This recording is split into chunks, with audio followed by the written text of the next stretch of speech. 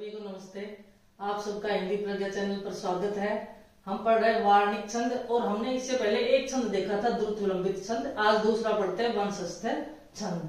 तो ये एक वार्णिक छंद है और सम छंद है। सम का अर्थ क्या हुआ कि इसकी मात्राएं सभी चरणों में समान होगी। फिर साधारण, साधारण का अर्थ हुआ कि इसमें 26 से कम मात्राएं होंगी, 26 या 26 से कम मात्राएं होंगी तो साधारण। वर्णिक में 26 से कम मात्राएं और मात्रिक छंद जब गिनते हैं तो उसमें साधारण छंद वो कहलाता है जिसमें 28 या 28 से कम मात्राएं होती है, लेकिन वार्णिक में 26। गणबद्ध, गणबद्ध क्यों है? क्योंकि इसमें गणों का एक निश्चित क्रम है, इसलिए ये गणबद्ध है। और वर्णिक छंद है क्योंकि इसमें हम वर्णों की गणना करते हैं। अब देखो, इसके प्रत्येक चरण में जगण, तगण, जगण और रगण के क्रम से 12 वर्ण होते हैं। किसके क्रम से? जगण, तगण, जगण और रगण। एक तरह से ये लिख सकते हैं जता जरा, जता जरा, ठीक है ना। इस तरह से इसके ये एक ट्रिक से याद कर सकते हैं इसको, वंशस्थ जता जरा। अब देखो 12 वर्ण थे तो 12 वर्ण गिन करके ऐसा नहीं कि, क्योंकि द्रुत विलंबित में भी 12 ही वर्ण थे, लेकिन उनमें गणों का क्रम अलग था। उसमें नभ भरा था, नगण, भगण, भगण और रगण। और यहाँ पर क्या है? जता जरा, जगण, तगण, जगण और रगण के क्रम से 12 वर्ण होते हैं। अब देखो, हमने एक सूत्र याद किया था, यह माता राज भान शैल गा। यह माता राज भान शैल गा। अब हमें देखना है कि गणों का क्रम क्या रहेगा। तो अब देखो, इसका सूत्र क्या है वंशस्थ छंद का? जता जरा। तो जगण, तगण, जगण और रगण। तो देखो, जगण यहाँ पर जय जय गयन है तो जय जय भान है। देखो, जय से जगण में क्या आ रहा है? जय भान है। और इसमें कौन कौन सी मात्राएं होंगी? लघु, गुरु और लघु। फिर तगण आ रहा है तो तगण से तारा जय। ये देखो यहाँ पर तारा जय। तो दूसरा गण क्या होगा इसका? तारा और जय। यहाँ मात्राएं कौन कौन सी होगी? गुरु मात्रा और लघु मात्रा। फिर जगण है तो फिर वही जय भान है, जय भान।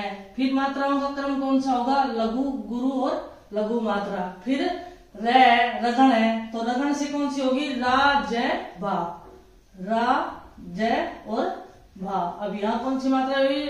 गुरु मात्रा, लघु और गुरु मात्रा। तो मात्राओं का क्रम इस तरह से रहेगा, ठीक है।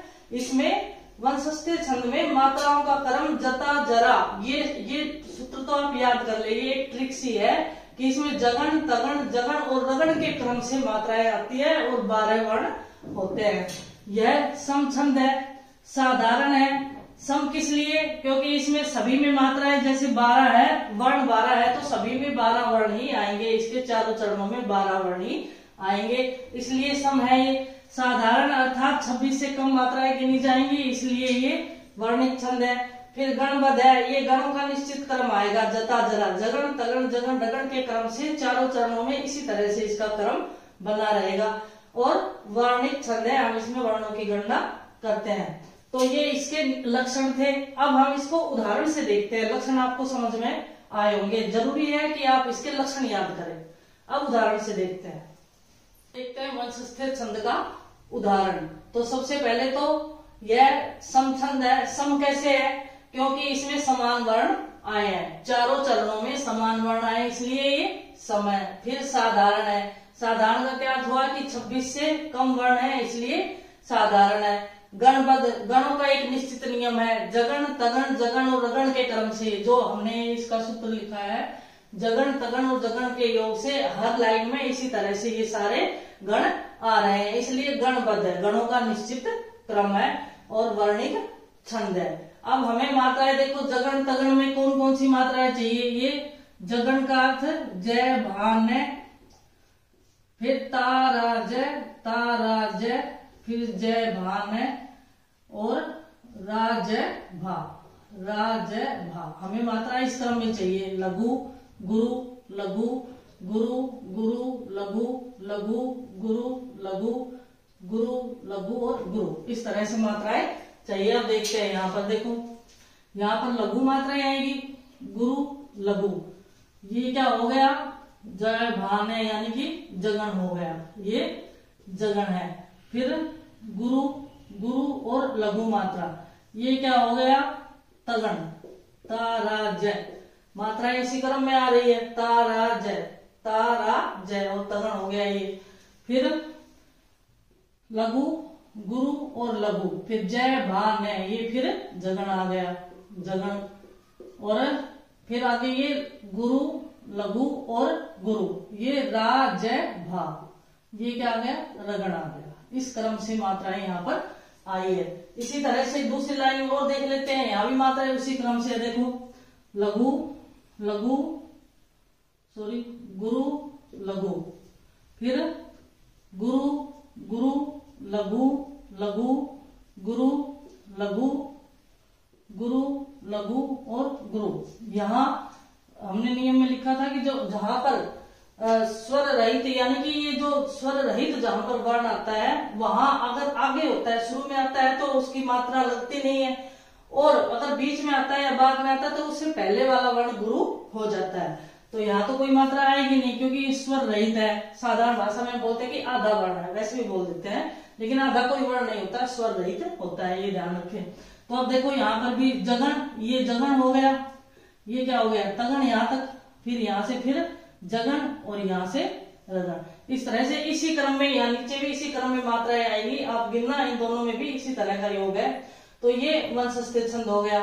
ये फिर से याद रखें, तो इसका सूत्र याद रखें कि जता जरा, है ना, जगन, तगन, जगन और रगन के क्रम से 12 मात्राएं इसमें होती है, 12 वर्ण होते हैं। सम है, साधारण है, गणबद्ध है और वर्णित छंद है। इसका हम एक उदाहरण और देखते हैं। वंश स्थित छंद का दूसरा उदाहरण देखते हैं। देखो, मुकुंद चाहे वसुदेव पुत्र हो, कुमार होवे अथवा ब्रजेश के, बिके उन्हीं के कर सर्व नेत्र है, बसे हुए हैं मन नेत्र में वही। एक तो ये अतुकांत है, तुकांत नहीं है, ठीक है ना, क्योंकि इससे दिख रहा है समान वर्णों की आवृत्ति यहाँ पर पीछे नहीं है, इसलिए अतुकांत है। अब इसमें हमें गण किसके क्रम से, जगन, तगन और जगन और रगड़ के क्रम से यहाँ पर गण चाहिए, और टोटल कितने, 12 वर्ण इसमें होते हैं। जगन, तगन, जगन क्रम से और वर्ण कितने होते हैं, 12 वर्ण होते हैं।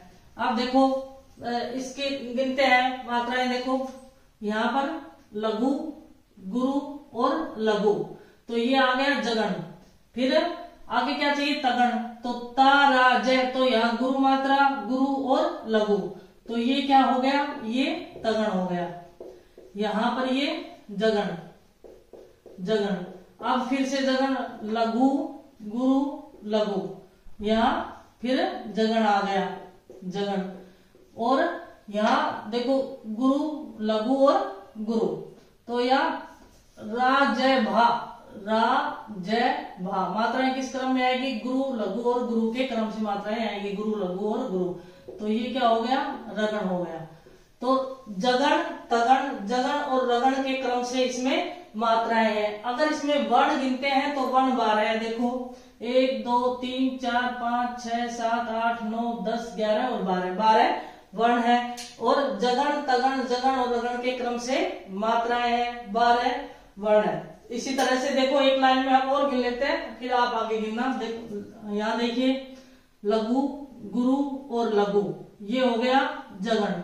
फिर गुरु, गुरु और लघु, लघु मात्रा यहाँ, तो ये क्या हो गया, तगन, तगन।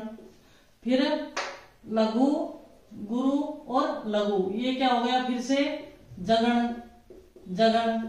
और यहाँ गुरु, लघु और गुरु, इसके क्रम से यहाँ क्या हो गया, रगड़। इस तरह से यहाँ यानी कि ये एक तो आप सूत्र याद कर ले वंशस्थ छंद का कि जता जरा, जगन, तगन, जगन और रगण के क्रम से गण आएंगे। यहाँ पर वर्ण गिनेंगे तो 12 है, मात्राएं 12 है, सम है क्योंकि समान इनकी आवृत्ति हुई है। समान जो गण है ना वो समान रूप से आ रहे हैं, चारों चरणों में बराबर आएंगे।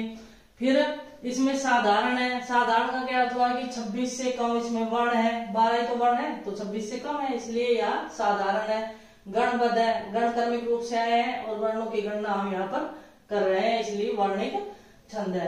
तो ये हमने इन दोनों के भी आप गिनना यहाँ पर। तो ये वंशस्थ छंद हुआ। और इसके आगे एक और देखते हैं इस क्लास में, फिर आगे देखेंगे।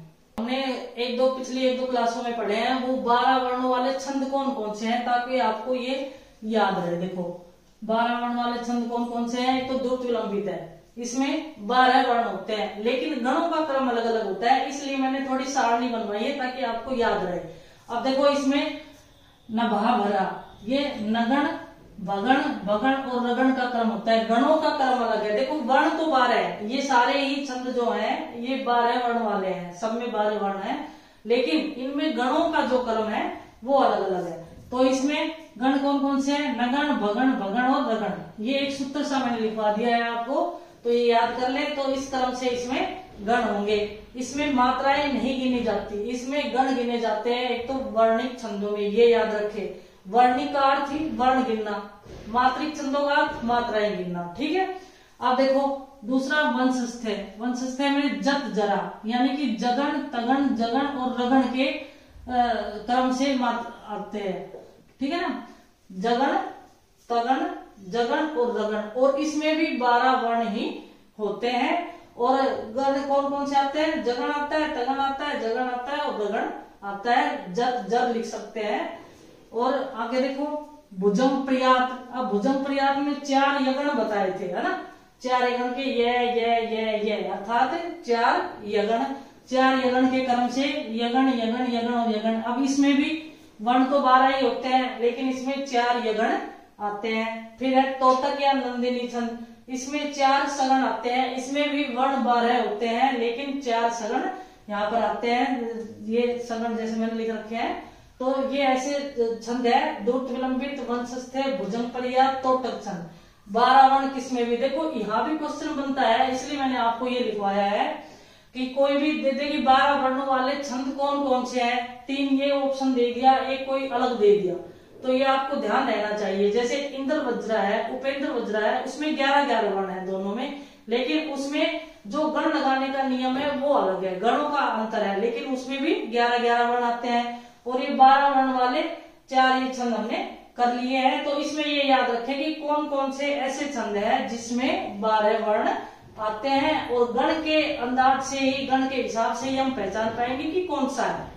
वर्ण तो बराबर ही हो गए सारों में, लेकिन गण के हिसाब से कि द्रुत विलंबित है या वंशस्थ है या भुजंग प्रयात है या तोटक छंद है, कौन सा छंद है, ये जब हमें गण याद होंगे कि किस में कौन सा गण आएगा, तभी वो हम सही तरीके से छंद को सही कर सकते हैं और क्वेश्चन सही कर सकते हैं, जब हम पहचान पाएंगे।